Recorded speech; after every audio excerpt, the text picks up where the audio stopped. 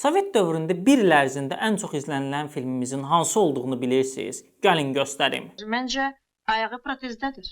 Yəni məni taqqısı soyub.